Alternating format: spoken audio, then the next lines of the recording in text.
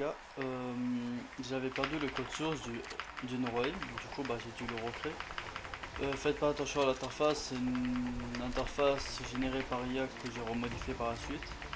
Mais le code source de comment ça aim et tout, ça reste toujours fait par moi. J'ai gardé vraiment le même principe, ce qui fait que ça donne ça. Voilà. Donc les emojis, je les ai mis moi-même, mais on s'en fout. Toujours la catégorie aimbot auto personnalisable, le trigger bot, le no recalls, le visuel, mais on s'en fout. La config pour l'IA, les préconfigs. Oui, hein, les préconfigs, mid, smooth, fort, bref.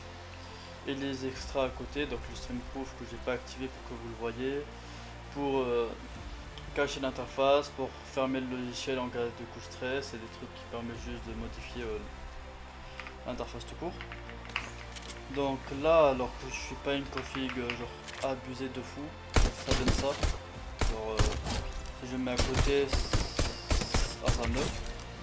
Après j'ai que l'embot à l'heure actuelle, pas d'activer, mais voilà quoi. Après il n'y a pas de smoothless, il n'y a rien.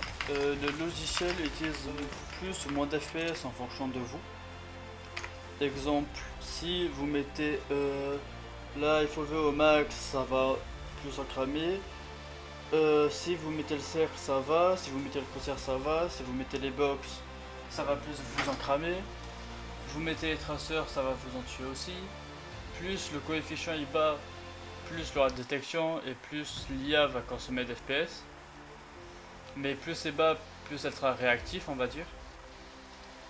Et voilà. Parce que sans box et sans rien, en fait, ça donne vraiment genre juste une idée de aim assist pur et dur. Parce que du coup, ça ferait ça. Genre quelqu'un de non averti, il ne le verrait pas. Genre hop, on enlève ça en même temps. Hop, là on dirait un joueur normal et pourtant sans même toucher à ma souris, ça vient extrêmement bien viser la tête de mon adversaire. Donc là je fais toujours aucun effort. Et puis voilà, il n'y a rien d'autre de plus à dire. Autre que du coup ça fonctionne avec toutes les versions de Fortnite. Et voilà. Mais non. Ah ouais mais c'est moi qui l'ai fait spawn, je peux pas le tuer. Bref, ça fonctionne aussi à deux près, hein.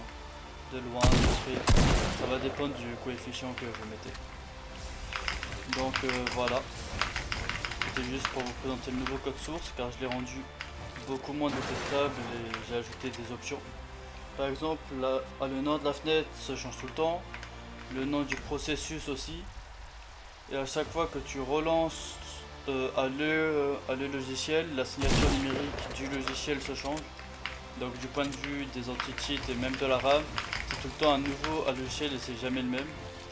Donc c'est beaucoup plus pratique pour être indétectable. Après tout va dépendre de la config du coup. Car imaginons vous mettez ouais, il faut que j'ai le branchement le bot quand même. Voilà. Une config à la plus de force, genre comme ça, une FOV beaucoup plus grande, on va mettre ça comme ça, et pour que vous voyez, je vais vous mettre les box, hop, bah où sont les bots, s'il vous plaît, voilà, genre là, forcément, vous serez beaucoup plus à détecter parce que, bah en fait, ça suit vraiment à la perfection la tête de l'adversaire, même de loin. Donc même si là je peux pas le tuer parce que bah, c'est mon bot à moi, je l'ai pas fait spawn avec cette commande là, typiquement. Mais genre là ça serait vraiment abusé, genre s'il y aurait un bot en l'air ça fait tout et je mettrais littéralement toutes mes balles. Donc voilà, après tout est une question de config, si vous jouez en legit ou pas. Mais voilà, et ça c'est un bug qu'il y a de l'IA, si vous mettez un coefficient bas, ça peut détecter des trucs comme des arbres ou autres.